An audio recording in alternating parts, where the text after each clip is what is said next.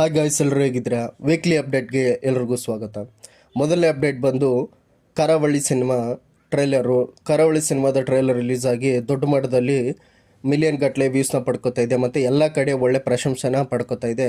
ಹೀಗಾಗಿ ಈ ಒಂದು ಸಿನಿಮಾ ಇದೇ ಜುಲೈ 24ರಂದು ಥಿಯೇಟರ್ಗಳಲ್ಲಿ ರಿಲೀಸ್ ಆಗ್ತಿದೆ. ಎರಡನೇ ಅಪ್ಡೇಟ್ ಬಂದು ಡೆವಿಲ್ ಸಿನಿಮಾ OTTಗೆ ಬರ್ತಾ ಇದೆ. ಡೆವಿಲ್ ಸಿನಿಮಾ ರಿಲೀಸ್ ಆಗಿ 6 ತಿಂಗಳ ಮೇಲೆ ಆಯಿತು. ಈಗ G5ಯಲ್ಲಿ OTTಗೆ ಬರ್ತಾ ಇದೆ. ಜುಲೈ 17ನೇ ತಾರೀಕಂದು ಸ್ಟ್ರೀಮಿಂಗ್ ಆಗ್ತದೆ. ನಂತರ ರಾಜ್ವೀರ್ ಶೆಟ್ಟಿ ಅವರು ಶಿವಕಾರ್ತಿಕೇಯನ್ ಅವ್ರ ಜೊತೆ ತಮಿಳ್ ಸಿನಿಮಾದಲ್ಲಿ ಸಿಯೋನ್ ಅನ್ನೋ ಒಂದು ಸಿನಿಮಾದಲ್ಲಿ ಪ್ರಮುಖ ಪಾತ್ರದಲ್ಲಿ ಕಾಣಿಸ್ಕೊಳ್ತಿದ್ದಾರೆ. ಅದರದ್ದು ಒಂದು ಪೋಸ್ಟರ್ ಕೂಡ ರಿಲೀಸ್ ಆಗಿದೆ.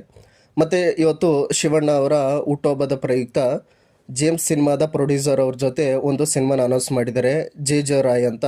ಆ ಸಿನಿಮಾ ಯಾವ ರೀತಿ ಇರುತ್ತೆ ಅಂತ ನಾವು ವೆಯ್ಟ್ ಮಾಡಬೇಕು. ಮತ್ತು ಶಿವಣ್ಣ ಅವರ ಇನ್ನೊಂದು ಸಿನಿಮಾ ಆದಂಥ A for ಆನಂದ್, ಆ ಒಂದು ಸಿನಿಮಾವನ್ನು ಶ್ರೀನಿ ಅವರು ಡೈರೆಕ್ಟ್ ಮಾಡ್ತಾ ಇದ್ದಾರೆ. ಆ ಒಂದು ಸಿನಿಮಾದ ಒಂದು ಗ್ಲಿಂಪ್ಸ್ ರೀತಿಯಲ್ಲಿ ಬಿಟ್ಟಿದ್ದಾರೆ, ಅಂದರೆ ಶೂಟಿಂಗ್ನ ಸ್ಟಾರ್ಟ್ ಮಾಡ್ತೀವಿ ಅನ್ನೋ ರೀತಿಯಲ್ಲಿ ಬಿಟ್ಟಿದ್ದಾರೆ. ಇನ್ನೂ ಕೂಡ ಶೂಟಿಂಗ್ ಸ್ಟಾರ್ಟ್ ಆಗಿಲ್ಲ, ಈಗಿಂದ ಸ್ಟಾರ್ಟ್ ಆಗುತ್ತೆ ಅಂತ ಆ ಒಂದು ವಿಡಿಯೋ ಮೂಲಕ ಹೇಳಿದ್ದಾರೆ ಅಂತಲೇ ಹೇಳ್ಬೋದು. ನೆಕ್ಸ್ಟ್ ಅಪ್ಡೇಟ್ ಬಂದು ಶ್ರೀಮುರಳಿ ಅವರ ಪರಾಗ್ ಸಿನಿಮಾದಿಂದ.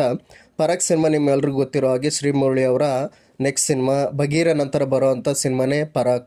ಈ ಒಂದು ಸಿನಿಮಾದ ಒಂದು ಗ್ಲಿಂಪ್ಸು ಟೀಸರು ನಾಳೆ ರಿಲೀಸ್ ಆಗ್ತಿದೆ, ಅಂದರೆ ಜುಲೈ 13 ರಿಲೀಸ್ ಆಗ್ತಿದೆ ಅಂತಲೇ ಹೇಳ್ಬೋದು.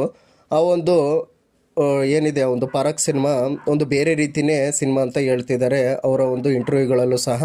ಹೀಗಾಗಿ ಆ ಒಂದು ಸಿನಿಮಾಗೆ ಮ್ಯೂಸಿಕ್ನ ಚರಣ್ ರಾಜ್ ಅವರು ಮಾಡ್ತಿದ್ದಾರೆ. ಯಾವ ರೀತಿ ಇರುತ್ತೆ ಅಂತ ನಾವು ವೆಯ್ಟ್ ಮಾಡಿ ನೋಡಬೇಕು. ಮತ್ತು ಜೈಲರ್ ಸಿನಿಮಾ ಕೂಡ ಇದೆ, ಅಕ್ಟೋಬರ್ 15ರಂದು ರಿಲೀಸ್ ಆಗ್ತಿದೆ.